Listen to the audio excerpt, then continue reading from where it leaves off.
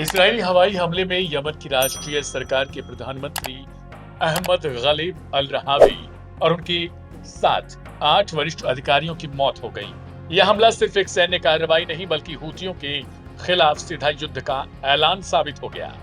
जी हाँ, इस हमले के बाद यमन में आक्रोश की लहर दौड़ गई है। हूती नेतृत्व ने इसे रक्त की लकीर करार देते हुए जवाबी कार्रवाई का ऐलान कर दिया और वह ऐलान अब जमीनी हकीकत बन चुका है। यमनी सशस्त्र बलों की मिसाइल यूनिट ने इसराइल के खिलाफ एक दोहरा सैन्य ऑपरेशन अंजाम दिया।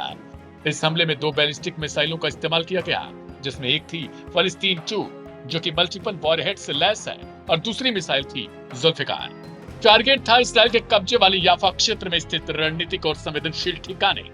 हूती प्रवक्ता के अनुसार यह ऑपरेशन अपने सभी लक्ष्यों में सफल रहा। हमले के बाद इसराइली शहरों में हड़कंप मच गया, सायरन गूंज उठे और लाखों नागरिकों को शेल्टर में जाने की चेतावनी दी गई। रिपोर्ट्स के मुताबिक कुछ हवाई अड्डों की उड़ानें भी बाधित हो गई। हूतियों का यह जवाब सिर्फ बदले का एक कदम नहीं बल्कि गजा के प्रति एकजुटता का प्रतीक भी माना जा रहा है। हूती नेतृत्व ने प्रेस रिलीज जारी करते हुए कहा, गजा में हो रहा नरसंहार, भूखमरी और बमबारी अब इस्लामी दुनिया की परीक्षा बन चुका है। 2 करोड़ मुसलमानों पर हो रहे अत्याचार के खिलाफ अब चुप्पी गुनाह है। हूती प्रवक्ता ने इस्लामी दुनिया को ललकारते हुए कहा, जो भी इस्लाम और पैगंबर मोहम्मद से प्रेम रखता है वह अब चुप नहीं रह सकता। गजा की जीत धर्म, उम्मत और मानवता की जीत है। गौरतलब है कि यमन में हूती विद्रोही साल 2014 से अंतर्राष्ट्रीय मान्यता प्राप्त सरकार और सऊदी नेतृत्व वाले गठबंधन से लड़ रहे हैं और अब गजा के संघर्ष ने इस लड़ाई को एक नया आयाम दे दिया है। हूती सशस्त्र बलों का कहना है, हमारा संघर्ष तब तक जारी रहेगा जब तक गजा पर हो रहा अत्याचार नहीं रुकता और घेराबंदी समाप्त नहीं होती। इसराइल अब स्थिरता और सुरक्षा का अनुभव नहीं कर सकेगा। आने वाले समय में हमारी सैन्य कार्रवाइयां और तेज होंगी। इस्लामी दुनिया इस समय पैगंबर मोहम्मद का जन्मदिवस मना रही है, पर यमन में यह दिन सिर्फ याद नहीं, एक संदेश बन चुका है जिहाद, प्रतिरोध और समर्थन का। जहां अरब दुनिया के कई हिस्सों में चुप्पी है, वहीं यमन अपने अंदाज में बोल रहा है मिसाइलों की जवाब। अब देखना यह है कि यह संघर्ष किस मोड़ पर जाएगा। क्या एक और क्षेत्रीय युद्ध की आहट है या सिर्फ गजा के लिए लड़ाई की एक अलग शैली। फिलहाल इतना तय है कि इसराइल की रातें अब और भी बेचैन हो गई हैं, क्योंकि ना तो हूती रुकने का नाम ले रहे और ना ही उनकी मिसाइलें अब इसराइल को छोड़कर किसी और तरफ मुड़ रही हैं। इससे पहले आपको बता दें कि हूतियों ने लाल सागर में इसराइल से अटैच एक जहाज को निशाना बनाया। इस शिप को मिसाइल से टारगेट किया गया। हूतियों की तरफ से दावा किया गया कि उन्होंने सक्सेसफुल ऑपरेशन को अंजाम दिया। हालांकि इसराइल की तरफ से लगातार इन बातों का खंडन किया जा रहा है। देखना यह होगा कि आने वाले समय में हूती और इसराइल की यह लड़ाई आखिर कहां जाकर रुकती है। बहरहाल इस रिपोर्ट में इतना ही। बाकी की तमाम खबरों के लिए सब्सक्राइब करें लाइव हिंदुस्तान।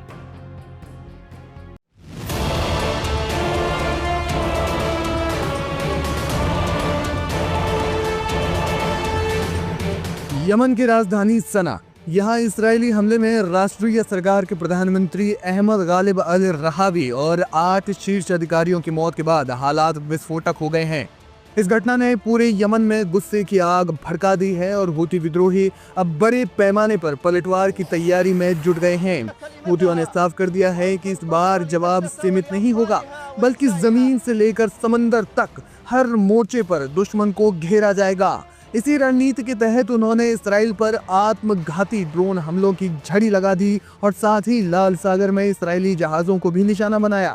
इन हमलों के बाद इसराइल में अफरा तफरी मच गई है। हमलों के बाद हूती प्रवक्ता का बयान सामने आया, जिसमें कहा गया कि आज हम अल्लाह की मदद से ज़ायोनी अत्याचार और गजा में हो रहे नरसंहार के खिलाफ 4 निर्णायक हमले कर चुके हैं। यमनी ड्रोन बलों ने इन चारों अभियानों को बेहद सटीक तरीके से अंजाम दिया।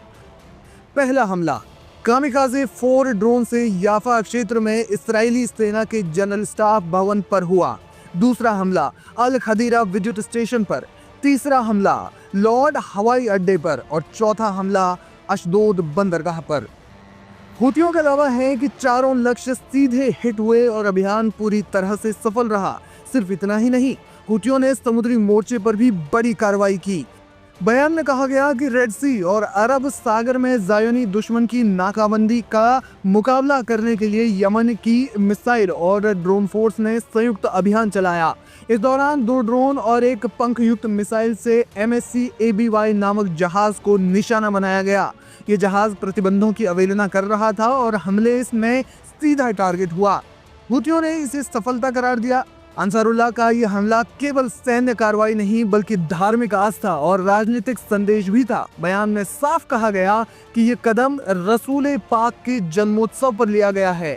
हम यमनवासी विश्वास और बुद्धि की धरती के लोग उनके रास्ते पर अडिग खड़े हैं। हमने आपका समर्थन कल भी किया था, आज भी कर रहे हैं और कल भी करेंगे। हुतियों का संदेश बेहद दमदार और चुनौतीपूर्ण था। उन्होंने कहा कि हम नहीं झुकते जब बाकी झुक जाते हैं, हम नहीं लौटते जब अन्य पीछे हटते हैं और हम नहीं हिचकते जब बाकी लोग डर कर मुड़ जाते हैं। ये बयान सिर्फ इसराइल के लिए चेतावनी नहीं बल्कि पूरे क्षेत्र के लिए एक संदेश था कि यमन की लड़ाई अब सीमाओं से परे निकल चुकी है। गजा का जिक्र करते हुए हुतियों ने कहा, हम अपने भाइयों और बहनों का समर्थन तब तक जारी रखेंगे जब तक आक्रमण रुक नहीं जाता और घेराबंदी पूरी तरह से खत्म नहीं हो जाती। उन्होंने इसराइल पर आरोप लगाया कि वहां के कब्जेदार लगातार गजा के लोगों पर जुल्म ढा रहे हैं और न सिर्फ उनकी जानें ले रहे हैं बल्कि उन्हें भूखा रखा जा रहा है, दवाओं से वंचित किया जा रहा है और मानवीय मदद रोक दी गई है। हुतियों ने साफ कहा कि हम इस साजिश और अत्याचार को कभी सफल नहीं होने देंगे। आज जब पूरा मिडिल ईस्ट अस्थिरता की आग में झुलस रहा है, हुती विद्रोहियों का ये पलटवार नए मोर्चे खोलने का संकेत दे रहा है। एक और गजा में युद्ध जारी है तो वहीं दूसरी ओर यमन से उठ रही चुनौती इसराइल के लिए खतरे की घंटी बन चुकी है। अब सवाल ये है कि क्या इसराइल इस नए मोर्चे का सामना कर पाएगा या फिर हुतियों के बढ़ते हमले वाकई उस नाकेबंदी और कब्जे को चुनौती देंगे जिसकी गूंज अब पूरे क्षेत्र में सुनाई दे रही है।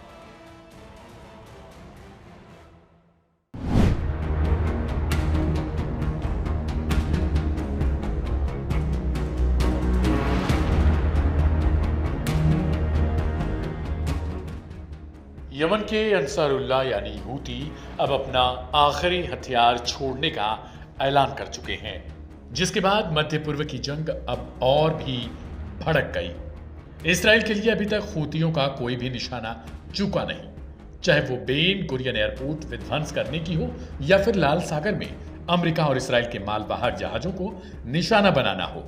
अंसारुल्लाह ने इसराइल को सीधी चेतावनी दी है कि अब समय आ गया है असली जवाब देने का। हाल ही में इस्राएली हमलों में यमन की राजधानी सना में राष्ट्रीय सरकार के प्रधानमंत्री अहमद गालिब अल रहावी और 8 अन्य शीर्ष अधिकारियों की हत्या कर दी गई।